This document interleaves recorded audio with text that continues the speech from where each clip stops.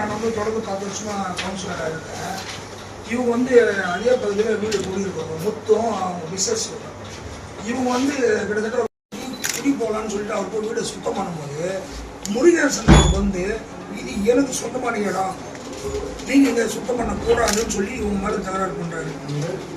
இப்போ இவங்க மேலே தகராறு பண்ணுறாரு. இப்போ இவர் தான் வந்து உடனே எனக்கு தகவல் தெரிவிக்கிறாரு. தகவல் தெரிவிச்சுன்னா சொல்லி அவர் வந்து ஏன் மேலே வந்து போலீஸ் ஸ்டேஷன்லேயே அங்கேருந்து புகார் கொடுத்துருக்காரு.